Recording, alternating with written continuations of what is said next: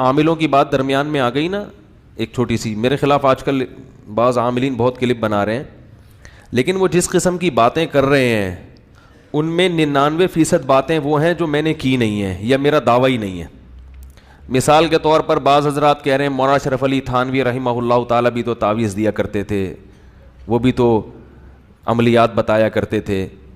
تو بھائی تعویذ تو میں خود بھی دے دیتا ہوں, میرے شیخ حضرت مفتی رشید احمد صاحب بھی دے دیا کرتے تھے. میں اپنے بچوں کو کبھی تعویذ نہیں لٹکاتا, لیکن ہر ایک کا ایمان کا معیار ایک جیسا, توکل ایک جیسا نہیں ہوتا. دے دیتا ہوں کبھی کوئی مجبوری میں آئے. سوال یہ پیدا ہوتا ہے کیا مولانا اشرف علی تھانوی عامل تھے؟ کیا وہ عامل تھے؟ وہ عامل نہیں تھے. حضرت مولانا روحانی بازی رحمہ اللہ تعالیٰ تعویذ دیا کرتے تھے مگر عامل نہیں تھے. تو رقیہ کے ہم قائل ہیں, رقیہ تو قرآن و سنت سے, اور اس پر تو میں نے بیان کیا ہے. میرے تو جادو کی حقیقت پر ایک بیان ہے کہ جادو کی 2 قسمیں ہیں. سمجھ رہے ہیں جادو کیا کیسے جاتا ہے, پورا وہ بیان آپ سنیں. نہ میں جادو کا منکر ہوں, نہ میں روحانی علاج کا فی نفسی ہی منکر ہوں.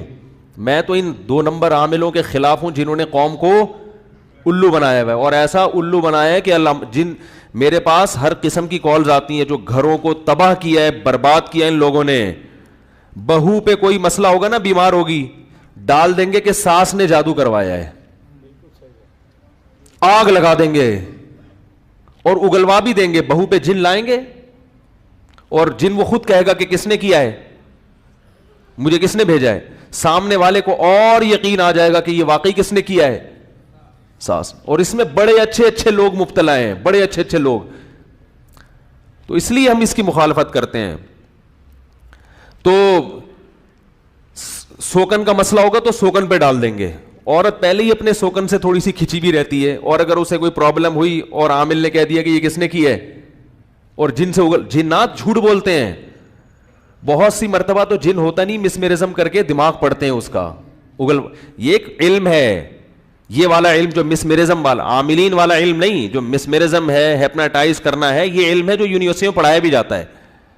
یہ یونیورسٹی میں پڑھایا جاتا ہے. اور میں نے یہ بھی کہا تھا کہ یہ کوئی علم ہوتا تو امریکہ کی یونیورسٹی میں ہوتا. اس میں بھی بعض حضرات نے اعتراض کیا ہے کہ یہ وہ لو بھائی دینی مدارس کا حوالہ نہیں دیا, تو دینی مدارس میں کون سا علم پڑھایا جا رہا ہے, ٹھیک ہے نا. اور درس نظامی والا علم یہ امریکہ کی یونیورسٹی میں پڑھایا جا رہا ہے. اگر وہ اسلام ان کی یونیورسٹی میں کو پڑھنا چاہے تو یہی کتابیں, قدوری, ہدایہ, احادیث, بخاری, مسلم, یہی کتابیں پڑھتے ہیں. تو چونکہ ایک گراؤنڈ ریئلٹی ہم دیکھ رہے ہیں کہ کس طرح آپس میں لڑوا دیا ہے, گھر برباد کر دیے, تباہ کر دیے, اور فلاں کا کیس فلاں پہ ڈال دیا.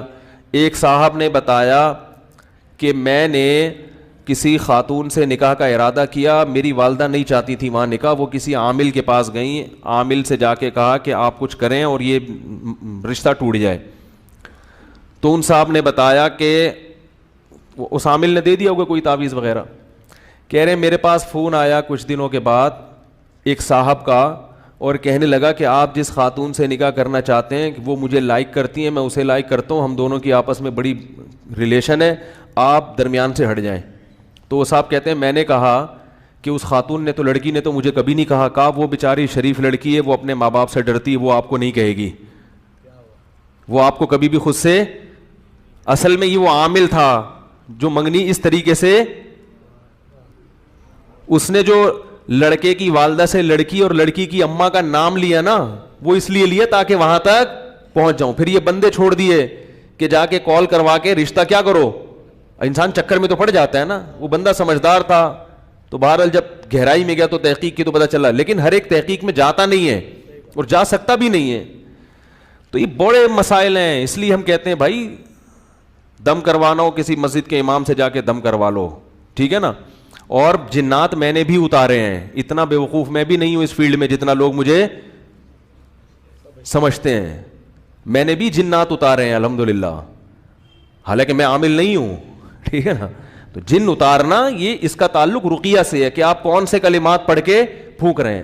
قرآن کی آیتیں جو اس کے مناسب ہوں وہ آیتیں خود پڑھ لیں, نہیں تو اس میں مولانا اشرف علی تھانوی رحمۃ اللہ علیہ کا ایک وہ رسالہ ہے, انہوں نے قرآن کی منتخب یا ایسی یا بعض اکابر بزرگوں کے تجربے ہیں کہ یہ والا رقیہ, یہ والے کلمات پڑھے جائیں تو اس سے یہ فائدہ ہوتا ہے. تو یہ ٹھیک ہے, اس کے ہم قائل ہیں, تو میں خود کرتا ہوں یہ کام. دم بھی کر دیتا ہوں میں, اگرچہ میں یہ اس لیے لوگوں کو نہیں بتاتا کہ لائن نہ لگ جائے. ایک صاحب لے آئے, ان کی بچی کا پتہ نہیں بھوتھا یہاں سے پھولا ہوا تھا, انہوں نے کہا دم کر دیں. میں نے کہا بھائی میں یہ کام نہیں کرتا. کہا پلیز کر دیں. تو میں نے کر دیا, وہ اللہ کی قدرت ٹھیک ہو گیا. اگلے دن دوسری بچی کو لے آیا, اس کو بھی. میں نے کہا بھائی جان ہمارے پاس ان چیزوں کا ٹائم, اور مجھے یہ تو آتا ہی نہیں. تو انہوں نے کہا فائدہ ہو گیا نا, آتا ہو نہ آتا ہو. تو یہ آتا واتا کیا ہوتا ہے.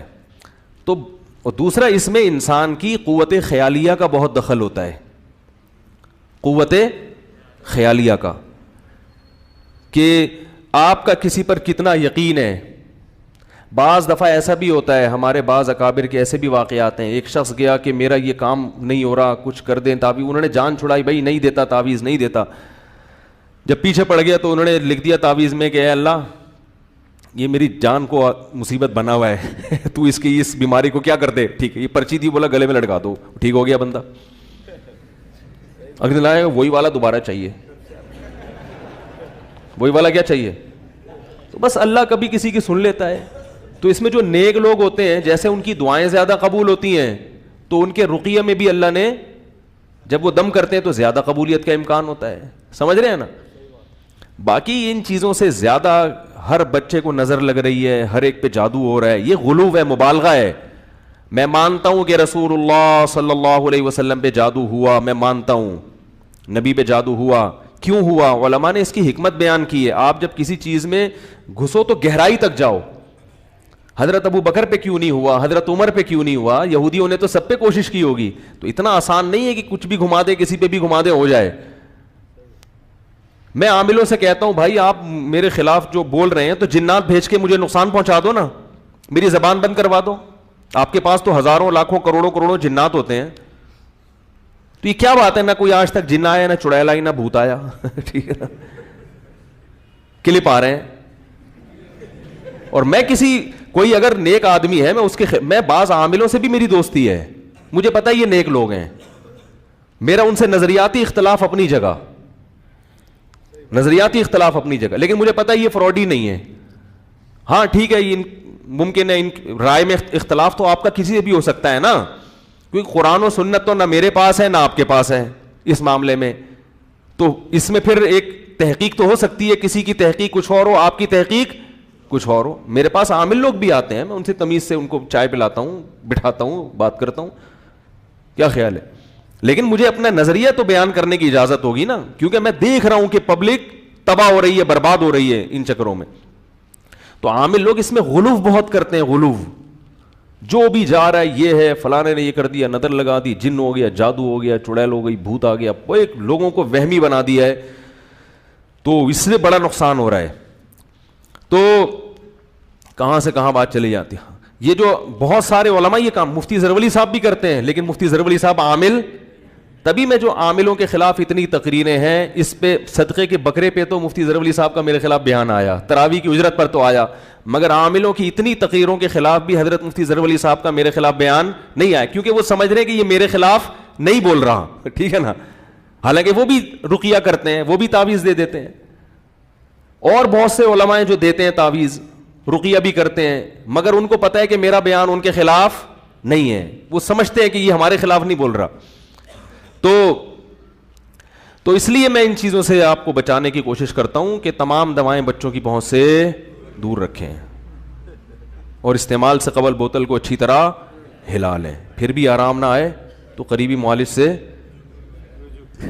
رجوع کریں.